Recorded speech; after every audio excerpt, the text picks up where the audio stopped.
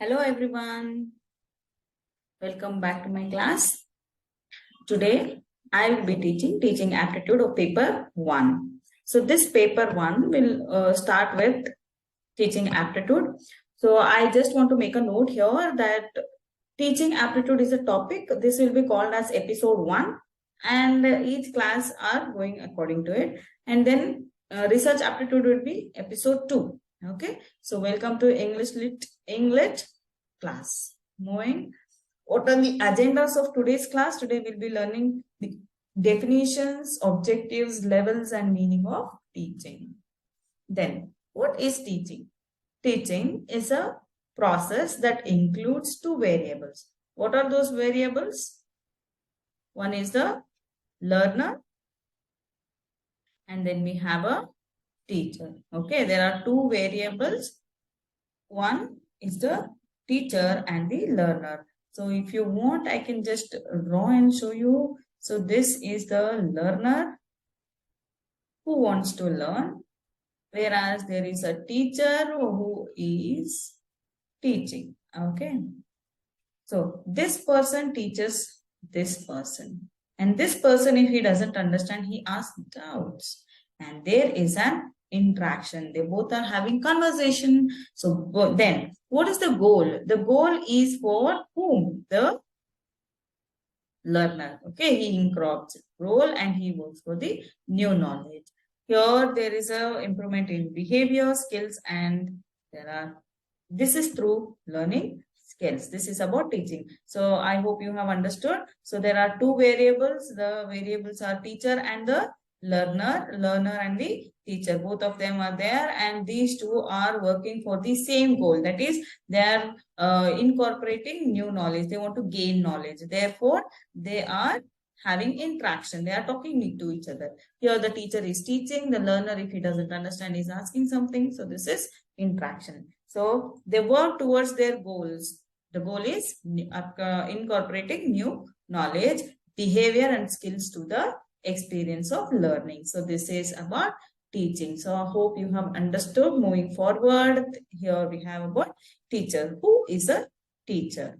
Teacher requires not only knowledge, competence, and virtue, but the teacher can be taken for anyone. See, for example, anybody, irrespective of the caste, creed, and religion, people can become teachers. See, for example, I am a female, I can become a teacher. If you are a male, you can also become a teacher. And then of any caste person can become a teacher. Any religion person can become a teacher. Any race can become a teacher. So teacher is a role which is taken up by anyone. Okay, so here we have completed. Moving forward, professor. What is a professor? Professor is an academic rank at universities and other post-secondary education and research institutions in most countries. Literally, a professor derived. So the word professor is derived from what? It is derived from a Latin word, that is profess. Okay, it is a Latin word derived from the word profess. There, the professors are experts in their field and they teach the highest rank. Okay, so professor is a person who is expert and he is expert in his own field and he teaches the students. Okay, so clear. Moving forward, this is for pedagogy model. Kindly give attention for this. What is a pedagogy model? Pedagogy model. This is a method where the teacher controls the material. Okay, so understand, the teacher controls the material. Teacher will think or work what to be doing, how can we the child learn, what must be taught, everything is taught by the teacher. So the teacher will control. Okay, and then there is the presenting the course content to the students. This is nothing but you will be making a plan, daily based plan, how much to be taught, what to be taught, yearly plan, fortnight plans, monthly plans. All these are done by the teacher. So this is called instructor centered approach. Okay, so what is this? This is an instructor centered approach. The instructor will take the approach. Why is this instructor based approach? Because the instructor is deciding what and how much should be taught for the day. Okay. Now moving forward for the learner, and the learner is dependent on the instructor, completely dependent on the instructor. So this you can see in the primary level of teaching. Okay, pedagogy model is used for the primary levels.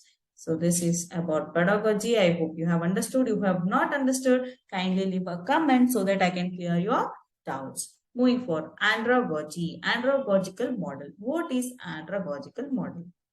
Now, andragogical model is a model where the learner is mostly self-directed.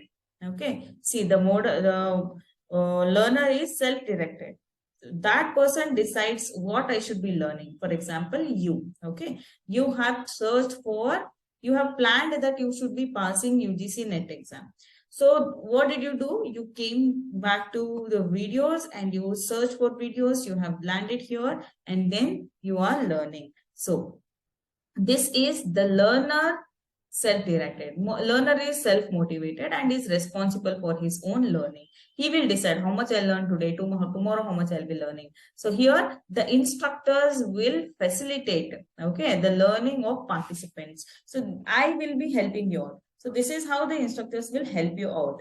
So this is about andragogical models. Here the instructor will give the opportunities to learn. So this is for what? To acquire new knowledge. For example, if the topic is germination of seeds, so if I ask the child to soak the seeds and then sprout the seeds and then see the growth of the plant, then, okay, then I am teaching the child, giving him opportunity to learn by himself, doing the experiment and learning by himself. So this is usually at the higher level, and this is called what?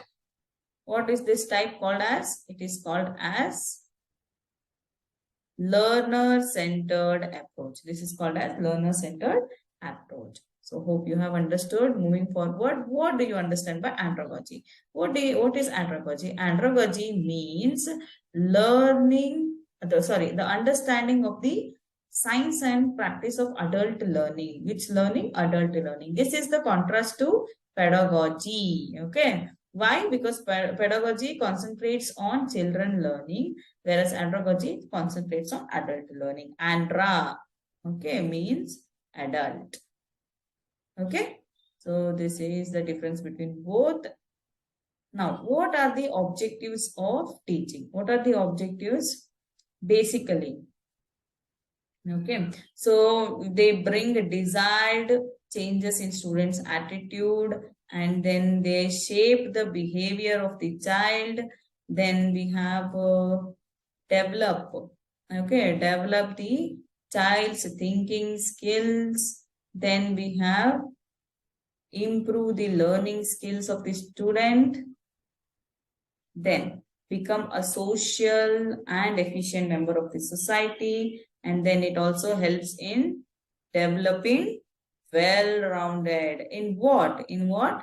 In all the aspects, in all aspects, like physically, intellectually, socially, and emotionally, the child will develop. Now I will explain one by one. Okay, so this develop thinking skills. So if you don't have education, people don't have the ability to think what is right, what is wrong, what I'm doing. Logical thinking is lost.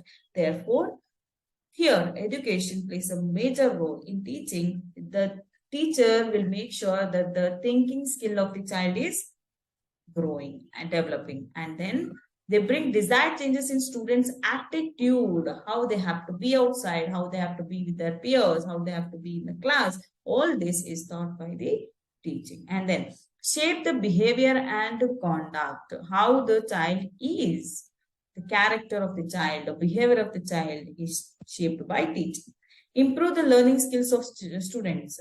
The students will be improving their skills of learning. So, okay, so for the formulas, I have to by heart. For experiments, I have to remember. That is, the child will do hands-on experience and then the child will remember. And then concept for long answers, it has to understand and write.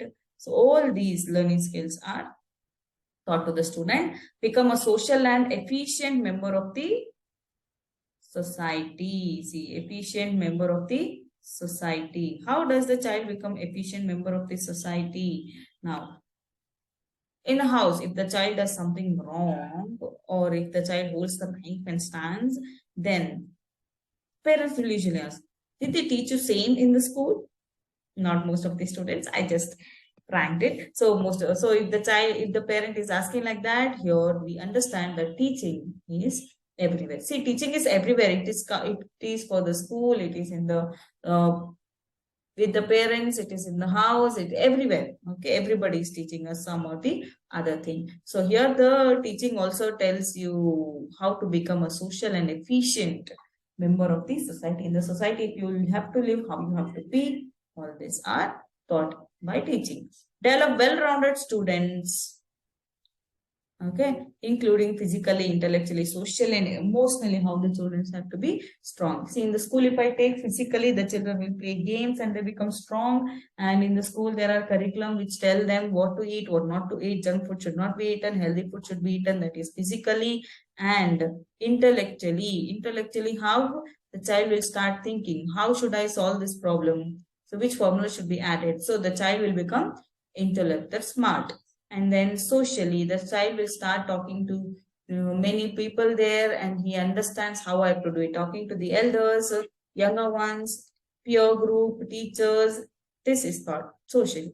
And then emotionally, imagine if a child does not do a homework and is getting a punishment, this child feels sorry for the child, empathizes with the other child. So emotionally, he starts to develop. So all these are taught by teaching. So this is about teaching. I hope you all have understood the points. Then moving forward, levels of teaching. What are the levels of teaching? Now, the levels of teaching are, there are usually three different levels of teaching. Okay. The one is memory level. The second one is understanding level. And then we have reflective levels. Usually the primary students will follow this memory level, that is rote method of learning. So what is rote method of learning? Rote method is nothing but where the child by hearts and learns. For A for apple, B for ball. All these are taught through memories. Usually when we were small kids, we were taught about memory games. They were leaving us to play memory games. So all these come under rote method, memory level of teaching. And then moving forward for the high school level, it is taught by what? Understanding level. Here the child understands, comprehends the concept. For example, why is this happening like this? What is the issue? All these are learned by the child in the comprehensive understanding level of teaching. And moving forward, next we have reflective. So this is in the degree. So why this happened? What is happening? Everything is learned. Here the child will start to reflect the knowledge whichever the child has been learning. So all this is about levels of learning. Hope you have understood. Have not understood, kindly leave a comment. So this is Adya signing off. Thank you for watching this video. If you like this video, kindly click on the like button, subscribe on this video and press on the bell icon. Thank you. Bye bye. Have a nice day.